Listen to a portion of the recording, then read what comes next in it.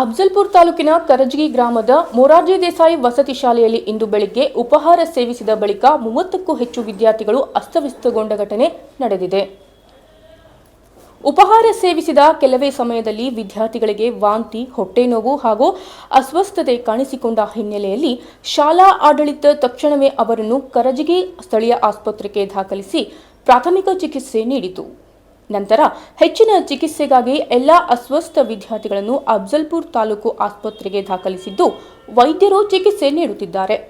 ವಿದ್ಯಾರ್ಥಿಗಳ ಆರೋಗ್ಯದ ಮೇಲೆ ವೈದ್ಯರು ನಿಗಾ ವಹಿಸಿದ್ದು ಬಹುತೇಕ ವಿದ್ಯಾರ್ಥಿಗಳ ಸ್ಥಿತಿ ಗಂಭೀರವಾಗಿದೆ ಎಂದು ತಿಳಿದುಬಂದಿದೆ. ಘಟನೆಯ ಮಾಹಿತಿ ತಿಳಿಯುತ್ತಿದ್ದಂತೆ ಸಂಬಂಧಿತ ಅಧಿಕಾರಿಗಳು ಆಸ್ಪತ್ರೆಗೆ ಭೇಟಿ ನೀಡಿ ವಿದ್ಯಾರ್ಥಿಗಳ ಆರೋಗ್ಯ ವಿಚಾರಿಸಿದ್ದು ಆಹಾರದಿಂದ ಅಸ್ವಸ್ಥತೆ ಉಂಟಾಗಿರುವ ಕುರಿತು ಪರಿಶೀಲನೆ ನಡೆಸುತ್ತಿದ್ದಾರೆ. ಘಟನೆಗೆ ನಿಖರ ಕಾರಣ ವೈದ್ಯಕೀಯ ವರದಿ ಹಾಗೂ ಆಹಾರ ಮಾದರಿಗಳ ಪರೀಕ್ಷೆಯ ಬಳಿಕವೇ ತಿಳಿದುಬರುವ ಸಾಧ್ಯತೆ ಇದೆ. ಈ ಘಟನೆ ಶಾಲಾ ವಿದ್ಯಾರ್ಥಿಗಳ ಪಾಲಕರು ಹಾಗೂ ಸಾರ್ವಜನಿಕರಲ್ಲಿ ಆತಂಕ ಮೂಡಿಸಿದ್ದು ಸಂಬಂಧಪಟ್ಟ ಇಲಾಖೆ ಸೂಕ್ತ ತನಿಖೆ ನಡೆಸಿ ಅಗತ್ಯ ಕ್ರಮ ಕೈಗೊಳ್ಳಬೇಕೆಂದು ಒತ್ತಾಯ ಕೇಳಿಬಂದಿದೆ.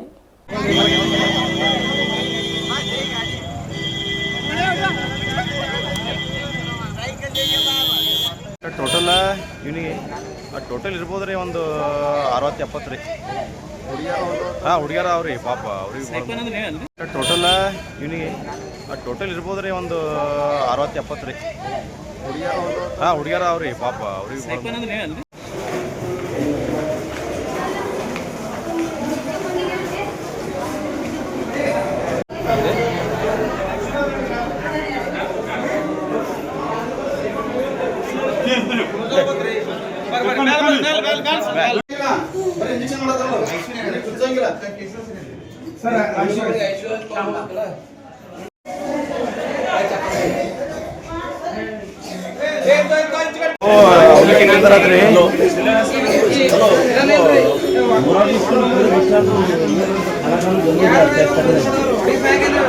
जल्दी जा पहले कहीं 40 बच्चा है जल्दी जा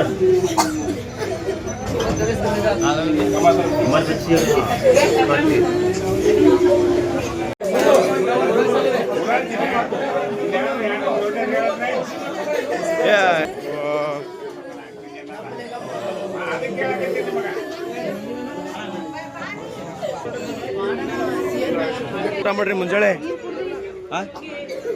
ಅವಲಕ್ಕಿ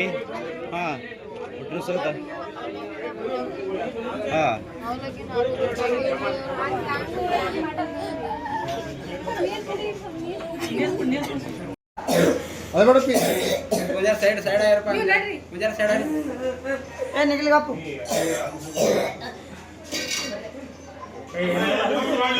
ಏನಾಗಲ್ಲ ಬಿಡ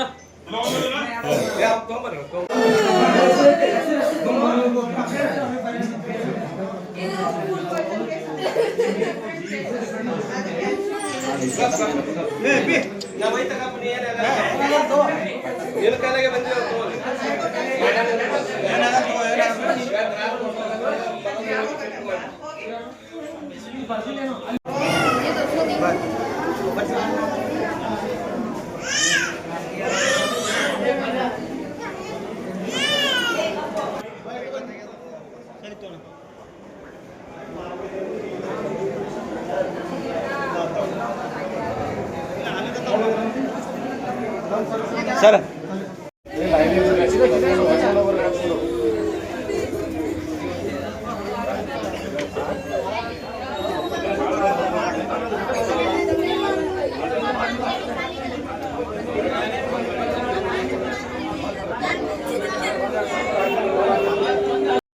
ಬೆಳಿಗ್ಗೆ ಏನು ನಾಷ್ಟ ಮಾಡಿರಿ? ಹೌದು, ಅವಲಕ್ಕಿ ಸರಿಯಾಗಿತ್ತು? ಹೆಂಗಿತ್ತು? ವಾಸ ಹೊಂಟಿತ್ತು. ನಿಮ್ಮ ಸರ್ಗೆ ಹೇಳಿರಿ, ಇಲ್ಲಿ ವಾರ್ಡನ್ಗೆ ಹೇಳಿರಿ? ಹಾಂ, ಹೌದು. ಅಲ್ಲಿದಿಂದ ಏನಂತ ಉಲ್ಟೆ ಏನು ಅಸ್ವಸ್ಥ ಆಯ್ತಾ ಏನಂತ? ಹಾಂ, ಹೌದು. ಎಷ್ಟನೇ ತರಗತಿ ಅಮ್ಮ? 7th ಸ್ಟ್ಯಾಂಡರ್ಡ್ ಇದ್ದೀರಿ.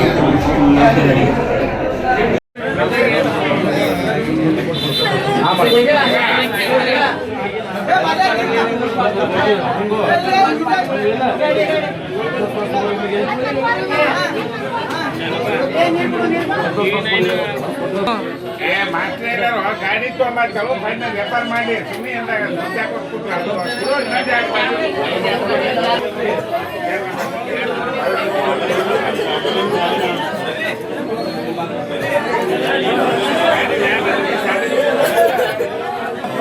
ಅದಕ್ಕೆ ಕೇಳಕತ್ತೀನಿ ಮಗ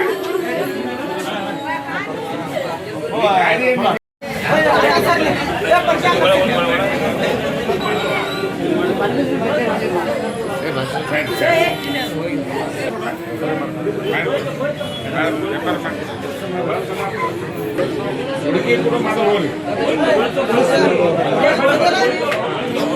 ಆ ಕಡೆ ಕೊಡ್ಕೊತ ಬಾರ ನೀನು ಏನಲ್ಲಾಗತ್ತ ಏನು ನೋಡಿರಿ ನೀವು ಏನು ಅವಲಕ್ಕಿ ಆಗನ ಹಾಂ ಹಾಂ ಹಾಂ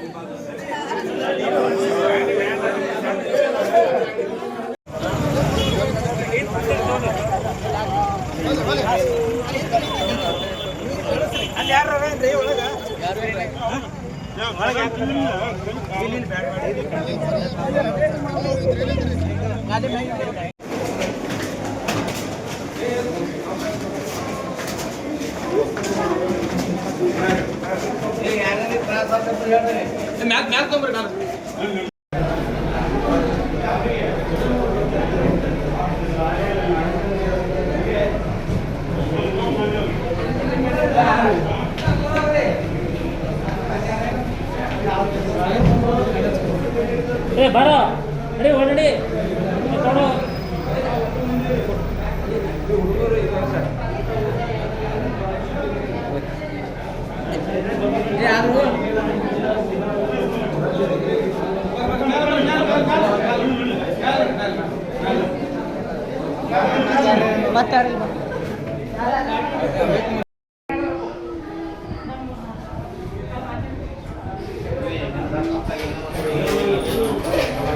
ಬೇರೆ ಹುಡುಗರು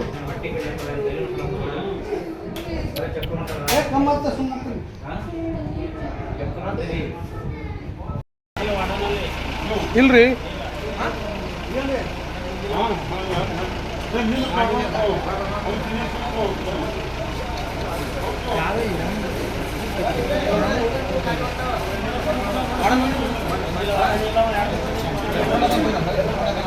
ತೋರ್ ಒಳಗೆ ಮೊದಲು ಹುಡುಗರು ಹೋಗ್ರಿ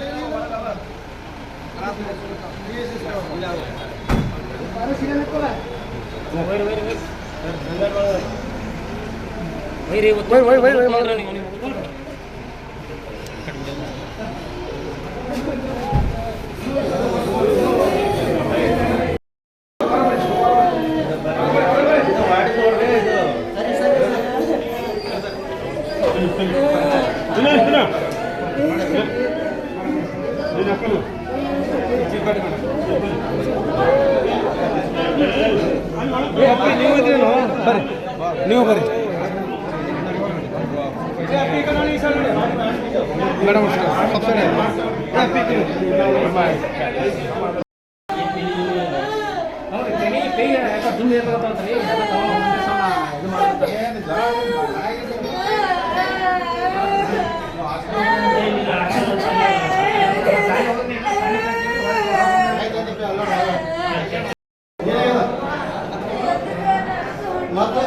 ಏನಾಗಲ್ಲ ಅಳಬೇಡ ಸರ್ ಪೇನ್ ಹೊಟ್ಟಿ ಪೇನ್ ಎಲ್ಲ ಇರ್ತದ ಮತ್ತೇನಾಗತ್ತದ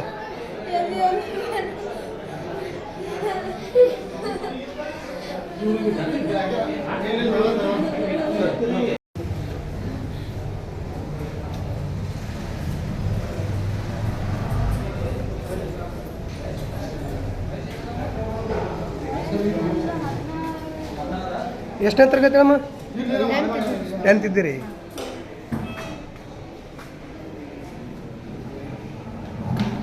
ಯಾರು ಒಬ್ರು ಶಿಕ್ಷಕರು ಬಂದಿಲ್ಲ ನಿಮ್ಮ ಜೊತೆ ಸರ್ ಹಂಗೆ ಏನಾರಿದ್ರೆ ಫೋನ್ ಮಾಡೋಣ ಏನಾಗತ್ತಪ್ಪ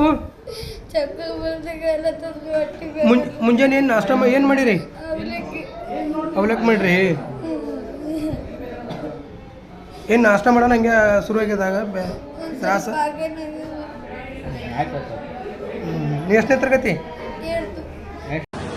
ನಮ್ಮ ಕರಗಿ ಗ್ರಾಮದ ಕರಜಿ ಗ್ರಾಮದ ಮುರಾರಿ ವಸತಿ ಶಾಲೆಯಲ್ಲಿ ಅಸ್ತವ್ಯಸ್ತದ. ಯಾರು ವಾರ್ಡನ್ಗಳು ಕರೆಕ್ಟ್ ಡ್ಯೂಟಿ ಮಾಡಲ್ಲ, ಪ್ರಿನ್ಸಿಪಲ್ ಕರೆಕ್ಟ್ ಡ್ಯೂಟಿ ಮಾಡಲ್ಲ, ಫುಡ್ ಏನು ಸಪ್ಲೈ ಮಾಡ್ತಾರಲ್ಲ ಅವರು ಕರೆಕ್ಟ್ ತಂದು ಕೊಡ್ತಾರಲ್ಲ, ಎಲ್ಲಾ ತನಿಖೆ ಆಗಬೇಕು. ಇಮಿಡಿಯೇಟ್ಲಿ ಅವ್ರಿಗೆ ಸಸ್ಪೆಂಡ್ ಆಗಬೇಕು. ಯಾಕಂದ್ರೆ ಒಂದಲ್ಲ ಎರಡಲ್ಲ 60-70 ಹುಡುಗರಿಗೆ ಏನದ ಫುಡ್ ಪಾಯ್ಸನ್ ಆಗತ್ತಕ್ಕೆ ಇವ್ರೇನು ಮಕ್ಕೋತಾರ ಅಲ್ಲಿ. ಆಯ್ತಾ ಇನ್ನೊಂದು ಏನದ, ನಮ್ಮ ಕಾಲೇಜಿ ಗೌರ್ಮೆಂಟ್ ಆಸ್ಪತ್ರೆಗೆ ಒಬ್ರು ಡಾಕ್ಟರ್ ಇಲ್ಲ. ಅದಕ್ಕಾಗಿ ಏನದ ಅಫ್ಜಲ್ಪುರಕ್ಕೆ ತಂದಿದ್ದೇವೆ. ಎಲ್ಲರೂ ಕೂಡಿಸಿಂದ್ರೆ ಏನದ ಸಹಕಾರ ಮಾಡಕತ್ತಾರ. ಸಂಜು ಆಗಲಿ, ನಾವು ಆಗಲಿ, ಎಲ್ಲರೂ ಕೂಡಿಸಿಂದ್ರೆ ರಾಜು ಆಗಲಿ ಎಲ್ಲರೂ ಕೂಡಿ ಏನದ ತಂದು ಇಲ್ಲಿ ಇದು ಮಾಡಕತ್ತಿದ್ದೇವೆ. ಇದಕ್ಕೆ ಪಕ್ಕ ತನಿಖೆ ಆಗತ್ತಕ್ಕೆ ಒಟ್ಟು ಬಿಡೋದಿಲ್ಲ. ಎಷ್ಟು ಗಂಟೆಗೆ ಆಗದ್ರಿ ಈ ಘಟನೆ? ಮುಂಜಾನೆ 8:30 9 ತನಕ ಇದಾಗ ಹಂಗೆ ತಗೊಂಡ್ಬಂದಿದ್ವಿ. ಕಳಪೆ ಮಟ್ಟದ ಆಹಾರ ತೊಂದರೆಯಿಂದ ಇದು ಆಗುತ್ತೆ. ಇವತ್ತು ಅಫ್ಜಲ್ಪುರ ತಾಲೂಕಿನ ಮೊರಾರ್ಜಿ ದೇಸಾಯಿ ವಸತಿ ಶಾಲೆಯಲ್ಲಿ ಸುಮಾರು 30ಕ್ಕೂ ಅಧಿಕ ಮಕ್ಕಳು ಬೆಳಗ್ಗಿನ ಉಪಹಾರ ಸೇವಿಸಿದ ನಂತರ ಅಸ್ತವ್ಯಸ್ತಗೊಂಡು ಮತ್ತು ವಾಂತಿಯಾಗಿ ಇನ್ನಿತರ ಒಂದು ಸಮಸ್ಯೆ ಹೊಟ್ಟೆ ನೋವಿನಿಂದ ಬಳಲುತ್ತಾ ಇದ್ದಾರೆ. ಸುಮಾರು 30 ಜನ ಮಕ್ಕಳಿಗೆ ಸರ್ಕಾರಿ ಸಾರ್ವಜನಿಕ ಆಸ್ಪತ್ರೆ ಅಫ್ಜಲ್ಪುರ ಕರೆತಂದಿದ್ದು, ಮಕ್ಕಳಲ್ಲಿ ಒಂದು 2-3 ಜನಕ್ಕೆ ಬಹಳ ವಾಮಿಟ್ ಆಗೋದ್ರಿಂದ ಹೆಚ್ಚಿನ ಚಿಕಿತ್ಸೆಗಾಗಿ ಕಲಬುರಗಿ ಜಿಲ್ಲಾ ಆಸ್ಪತ್ರೆಗೆ ರವಾನೆ ಮಾಡಿದ್ದಾರೆ. ಇದಕ್ಕೆ ಮುಖ್ಯವಾಗಿ ಸ್ಥಳೀಯರ ಆರೋಪ ಏನಂದ್ರೆ, ಅಲ್ಲಿರ್ತಕ್ಕಂಥ ಹಾಸ್ಟೆಲ್ ವಾರ್ಡನ್ ಬೇಜವಾಬ್ದಾರಿತನ ಮತ್ತು ಬರ್ತಕ್ಕಂಥ ಆಹಾರದಲ್ಲಿ ಕಳಪೆ ಮಟ್ಟದ ಆಹಾರವನ್ನ ಸರಬರಾಜು ಮಾಡಿದ್ದಾರೆ ಅನ್ನೋದು ಮೂಲ ಆರೋಪ ಆಗಿರ್ತದೆ. ಯಾಕೆಂದ್ರೆ ಆ ಅವಲಕ್ಕಿ ತಿನ್ನಂತ ಮಕ್ಕಳು ಸುಮಾರು ಬೆಳಿಗ್ಗೆ ಉಪಹಾರ ಸೇವಿಸಿದ ನಂತರನೇ ಅಸ್ತವ್ಯಸ್ತಗೊಂಡಿದ್ದಾವೆ. ಆ ಅವಲಕ್ಕಿಯನ್ನು ನಾವು ತರಿಸಿ ನೋಡಿದಾಗ ಅದು ವಾಸನೆ ಹೊಡಿತಾರೆ, ಗಬ್ಬು ವಾಸನೆ ಬರ್ತಾ ಇದೆ. ಅದರಲ್ಲಿ ಬಿಫೋರ್ 4 ಮಂತ್ ಅಂದ್ರೆ 4 ತಿಂಗಳ ಮೊದಲು ಮುಂಚಿತವಾಗಿ ಅದನ್ನ ಬಳಸಬೇಕು ಅಂತ ಅದರಲ್ಲಿ, ಆದ್ರೆ ಮ್ಯಾನುಫ್ಯಾಕ್ಚರಿಂಗ್ ಡೇಟ್ ಇಲ್ಲ ಅದರಲ್ಲಿ. ಹಾಗಾಗಿ ಆ ಏನು ಆಹಾರವನ್ನ ಸಪ್ಲೈ ಮಾಡಿದಾರಲ್ಲ ಆ ಕಂಪನಿಯವರು ಯಾರು, ಅದೇ ಕಂಪನಿಗೆ ಟೆಂಡರ್ ಯಾರು ಕೊಟ್ಟರು, ಆ ಕಂಪನಿಯಲ್ಲಿ ಏನು ಕಳಪೆ ಮಟ್ಟದ ಕಳಪೆ ಮಟ್ಟದ ಆಹಾರವನ್ನ ಇಲ್ಲಿ ತಂದು ಕೊಟ್ಟರು, ಅದನ್ನ ಕೂಡಲೇ ತನಿಖೆಯನ್ನ ಮಾಡಬೇಕು ಮತ್ತು ಸಂಬಂಧಪಟ್ಟ ಇಲಾಖೆಯವರ ಸೂಕ್ತ ಕ್ರಮ ಕೈಗೊಳ್ಳಬೇಕು ಅವ್ರ ಮೇಲಂತ ನಾವು ಸ್ಥಳೀಯರ ಆರೋಪ ಇದೆ. ಯಾಕೆಂದ್ರೆ ಇವತ್ತು ಮಕ್ಕಳು ನೋಡಬಹುದು, ಸುಮಾರು 30 ಜನ ಮಕ್ಕಳು ಬಹಳ ಅಸ್ವಸ್ಥಗೊಂಡಿದ್ದಾವೆ. ಇಲ್ಲಿ ಸರ್ಕಾರಿ ಸಾರ್ವಜನಿಕ ಆಸ್ಪತ್ರೆಯಲ್ಲಿ ನಾವು ತಂದು ಹಾಕಿದ್ದಾರೆ ಇವತ್ತು ಸ್ಥಳೀಯರು ಮತ್ತು ಪ್ರಿನ್ಸಿಪಾಲ್ರು ಎಲ್ಲರೂ ಸೇರಿ. ಆದ್ರೆ ಯಾವ ಕಾರಣ ಅಂತ ಗೊತ್ತಾಗ್ತಾ ಇಲ್ಲ. ತಾಲೂಕಿನ ದಂಡೋತಿ ಗ್ರಾಮದಲ್ಲೂ ಸಹಿತ ಇದೇ ರೀತಿ ಆಗಿದೆ. ಇದೇ ರೀತಿ ಮುಂದುವರೆದ್ರೆ ಬಡವರ ಮಕ್ಕಳ ಭವಿಷ್ಯಕ್ಕೆ ತುಂಬಾ ತೊಂದರೆ ಆಗ್ತದೆ, ಜೀವಕ್ಕೆ ಕುತ್ತು ತಂದಂಗ ಆಗ್ತದೆ. ಸರ್ಕಾರ ಇದನ್ನ ಎಚ್ಚೆತ್ತುಕೊಳ್ಬೇಕು, ಕೂಡಲೇ ತಪ್ಪಿತಸ್ಥರ ಮೇಲೆ ಕ್ರಮ ಕೈಗೊಳ್ಳಬೇಕು. ಇದರ ಹಿಂದೆ ಯಾರು ತಪ್ಪಿತಸ್ಥರಿದ್ದಾರೆ, ಸಂಬಂಧಪಟ್ಟ ಇಲಾಖೆ, ಸಂಬಂಧಪಟ್ಟವರು ಮತ್ತು ಹಾಸ್ಟೆಲ್ ವಾರ್ಡನ್ ಏನೇನಿದೆ, ಯಾಕೆ ಈ ರೀತಿ ಆಯಿತು ಅಂತ ತನಿಖೆ ಆಗಬೇಕು. ತಪ್ಪಿತಸ್ಥರ ಮೇಲೆ ಸೂಕ್ತ ಕ್ರಮ ಕೈಗೊಳ್ಳಬೇಕು. ಇಲ್ಲಾಂದ್ರೆ ಮುಂದಿನ ನಿರ್ಮಾಣಗಳಲ್ಲಿ ಅಫ್ಜಲ್ಪುರದಲ್ಲಿ ಸಾರ್ವಜನಿಕರು ಎಲ್ಲರೂ ನೇತೃತ್ವವನ್ನು ತೆಗೆದುಕೊಂಡು ಹೋರಾಟ ಮಾಡಬೇಕಾಗ್ತದೆ. ನಾನು ಎಚ್ಚರಿಕೆ ನೀಡ್ತಾ ಇದ್ದೇನೆ.